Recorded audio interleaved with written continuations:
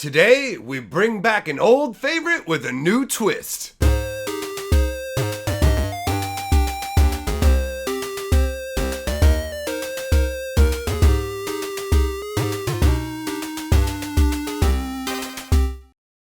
Greetings, owners of fine luxury cardboard rectangles, and welcome to the first episode of Boosted Awareness. At least that's going to be the starting name. Who knows? Maybe I'll come up with something different. But that's the working title right now. Some of you will recognize this as the reimagined Pack-A-Day series. That used to be tied into my quitting smoking quest, but that will be removed and be separate. That's my private journey that will no longer be a part of the video series that has been discussed for previous reasons before. So we won't go into that. But I didn't want to stop making these Pack-A-Day videos because I really enjoy getting to do that, and it's been a while since we did it. So instead of having it tied to anything like that, what we're going to do instead is we're just going to go and enjoy the booster packs for the sake of them. It doesn't have to be tied into anything else, just the joy of Magic. So any day, it can be any kind of different theme to what we're doing. And what we're going to do today is we're going to explore Guilds of Ravnica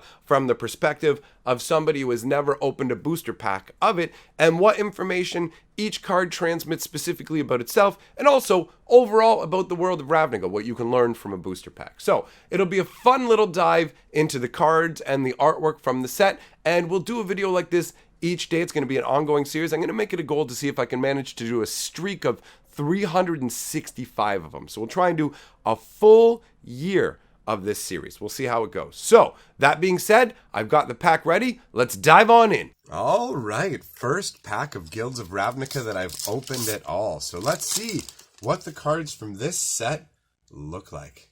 Not that I haven't seen some of them already, but still. All right, we've got Skyline Scout. Anybody who's played Arena is familiar with this guy right there on the main screen. 1 white, 1 colorless for a 2/1. Whenever it attacks, you can pay a white and a colorless. If you do, it gains flying until end of turn. Sometimes an angel passes by and gives me a little nod like, "You're a daring one." That always makes my day. I enjoy the flavor on this one a lot. Look at him. He is way, way up above the city. And when he's doing this here, when he's getting the flying, how is he doing that? Where are these skylines hooked up to, right? This is just, it's so epic looking. I really enjoy the flavor behind this one.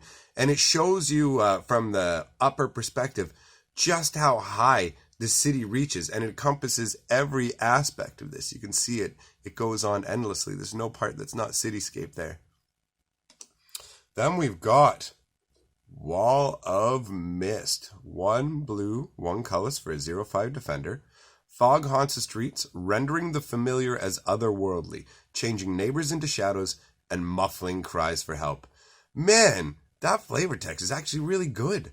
Fog haunts the streets, rendering the familiar as otherworldly. I like that. I don't know if you guys have felt that way, but sometimes if you've gone out when it's kind of foggy, and it does act like, I mean, they use that effect in movies for a reason, because it feels that way in real life. When there's a bunch of fog, it's just different. It's almost like the clouds have settled down into the earth and you don't know what might come billowing out of them. I love that. I like the way that this Wall of Mist is it's very simple. I mean, they didn't try and make it look like over the top or anything. It's just clearly a bunch of foggy mist obscuring a good portion of the city, but you can still see those spires poking up above. The artwork continues to convey that concept of the giant cityscape. And I like the fact that even the figures in the front are blackened and nondescript. It's got a very dark sort of, you don't know exactly what's going on feel to it. I enjoy that. Then we've got Wojek Bodyguard. I've got this guy in my arena deck. I'm still not sure how I feel about him. But anyways, 1 red, 2 colors for a 3/3 with Mentor. Can't attack or block alone. By all means, take another step towards the captain.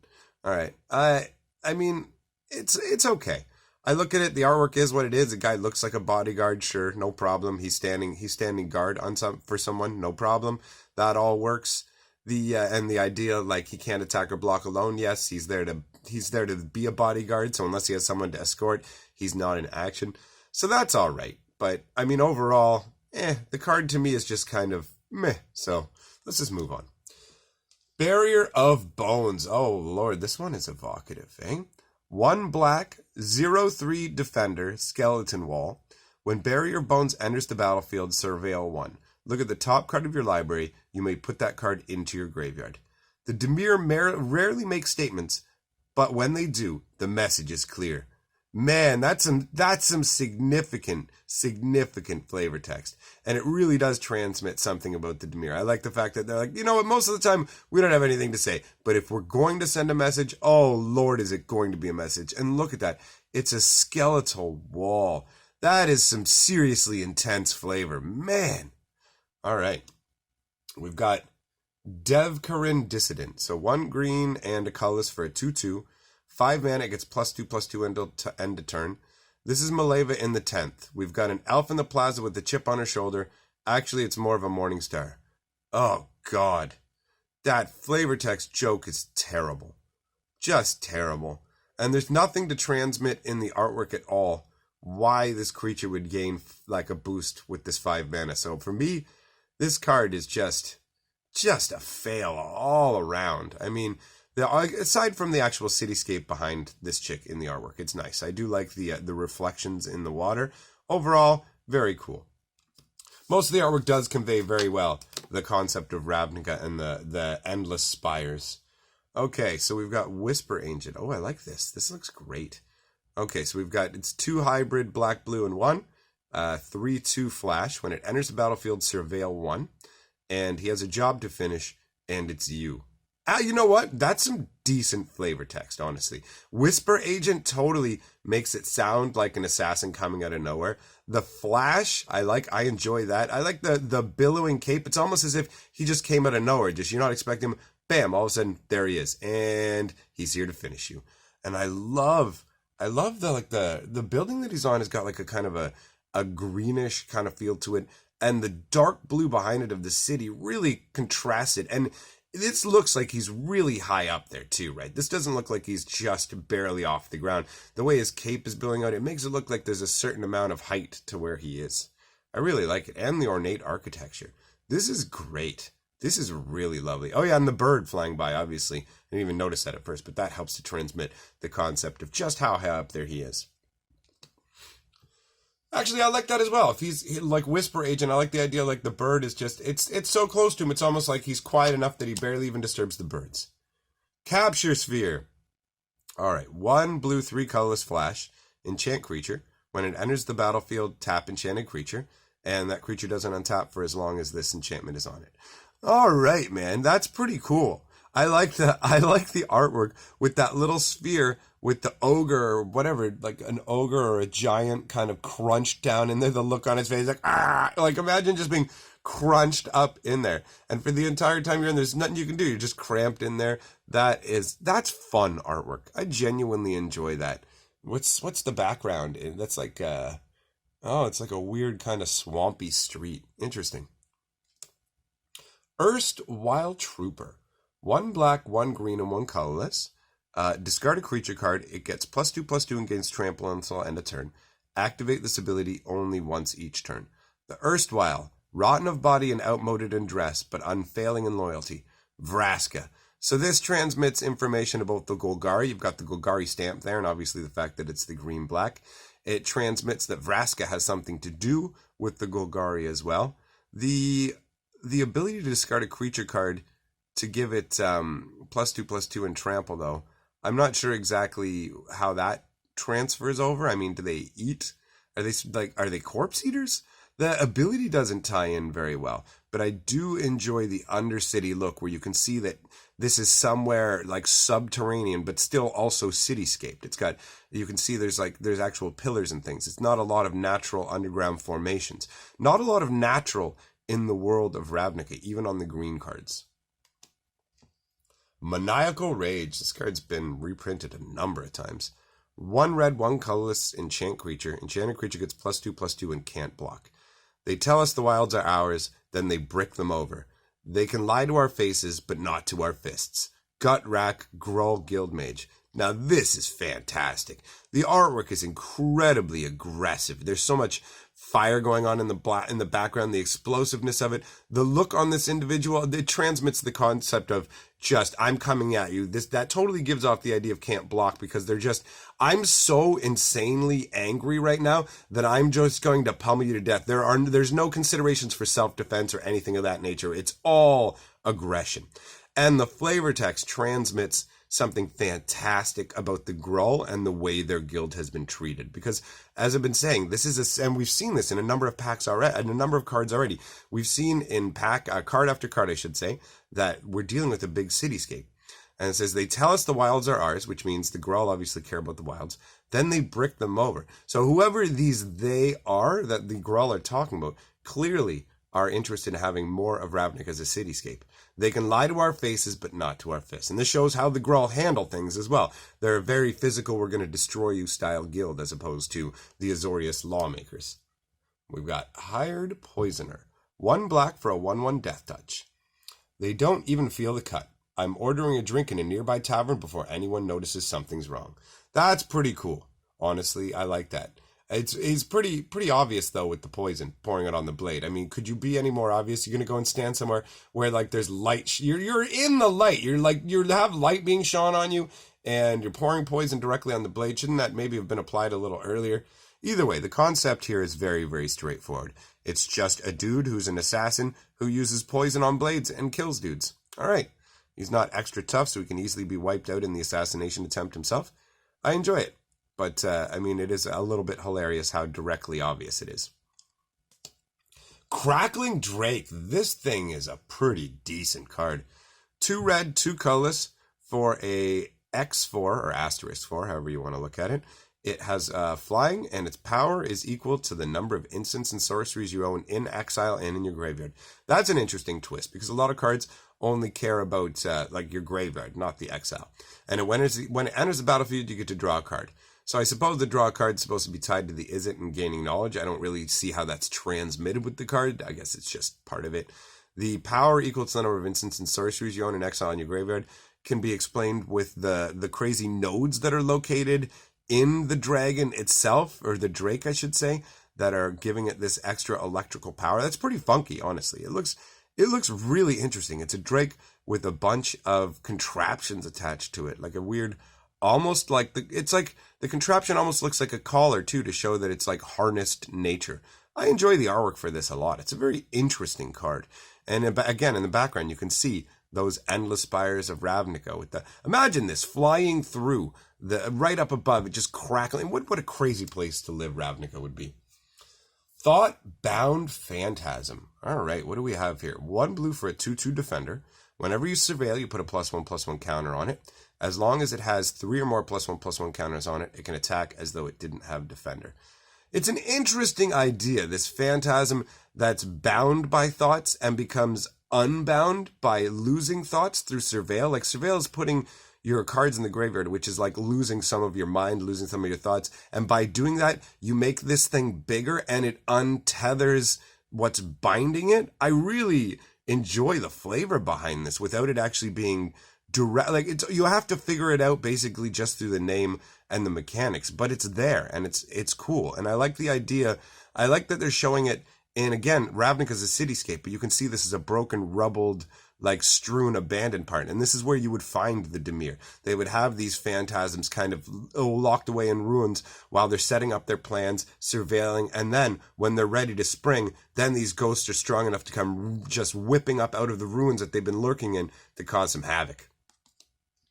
World Soul Colossus. The artwork for this is absolutely gorgeous. All right, what do you get here? 1 green, 1 white, an X for a 0/0 Convoke.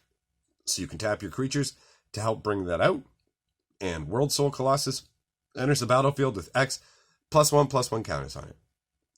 Fairly underwhelming in terms of the card itself, but the artwork is absolutely gorgeous. I love this towering nature behemoth. I love that it's part tree and part building. Like, you can see the building parts on it as well. I love that you can see that it's towering above the city, and you can see this is a view just from a window in one of the buildings of Ravnica. You'll be looking out the window, and you could see a World Soul Colossus, just this gigantic natural gargantuan made of like nature's essence and blessed by like the belief of the Celestian conclave. They're all like combining their belief together to help convoke it out. That's very, very cool. This is a funky elemental with gorgeous artwork. The card itself is very underwhelming though. Oh man, nice. Nice. This is going to my King Cube. This is King Cube 100%. Oh my god. 2 white, 3 colorless enchantment. If one or more creature tokens will be created under your control, that many 4/4 white angel creature tokens with flying and vigilance are created instead. The angels appreciated the offer, but politely declined to eat any birdseed. I love the flavor of this. I love the angelic, heavenly kind of portal that they're coming through. You've got that divine light blasting. You can see the angel flying in. You can see the other angels already landed there. You've got one already landed standing in the forefront. You've got one on the other side that is slowly landing, and you've got another one drifting in from the top. You've got these doves around to represent that originally these were bird tokens that were coming, but now the gods have transformed them into angels. So they're coming around this fountain, and you can see a couple of the birds around the fountain. And I love the entire concept because it's like somebody just there feeding the birds at the fountain, and all of a sudden the heavens open up and this yellow godly light, boom, these angels start descending instead of doves. And this bag lady or whoever it is just feeding the pigeons is just like, would you like some bird seed? And the angels are like, no thank you. That's just fun. And this card is fantastic. The power level on this is really, really, really strong, man. Playing this with some of them Saproling cards, dude, I would totally love to play this in a Saproling style deck as well. That's fun. All right, so that's really, really dope. All right, I enjoy that one a lot. And the Boros Guild Gate. There's 2 different versions of this. They have different points in their flavor text. This one says, the more trust breaks down, the more we must throw open the front gates. And this one actually shows the gates open. You can see in the other Boros Guild Gate artwork that the gates are firmly closed, and the Boros insignia over that door is like white and faded out, whereas the one above this one is outlined and outstanding. I kind of like the contrast that they've done between the two. It's very interesting. And this is a incredible looking fortification. The Boros symbol looks very martial and dangerous with those spikes on the top. So that's a real win. And we're ending off with the soldier token. And I gotta say, they usually make soldier tokens fairly generic. So I'm really glad to not see generic soldier tokens. And on top of that, I like the fact that these soldier tokens aren't your regular soldiers, because look at that. The one hand, that soldier is generating life essence magic with their one hand. I really, really like that. It's cool. It's not like a lifelink draining your life style with the vampires. It's more like it gives you life by gaining life energy. It's a different flavor concept for a 1/1 lifelink token, and I like it, even though I still find the Celestian helmets to be stupid. But I do enjoy the burnished look of his armor against the backdrop of that cold, dark cityscape. Very nicely done. So that wraps off the last card from this pack. I would say it's very interesting. It transmitted a lot about what's going on in the world. What a sweet mythic, man. That is totally going in my King Cube. What a fantastic way to start up the series. This was a great pack. Now, let's go ahead and check in with the 6 color of magic. And together, we are the 6 color of magic! Magic. 6 color of magic. Time to roll that scroll! And we have a new person to add to the list. Sebastian Canish. Thanks for joining up, my friend. Glad to have you on board. You'll see your name at the end of the scroll. So what's next, boys? What do you want to do? Do you want to go ahead and have some of that old school magic lore that I got a whole big fat playlist of here? Or do you want to come on over and check out my other channel? It's up to you, boys. And I'm history, baby.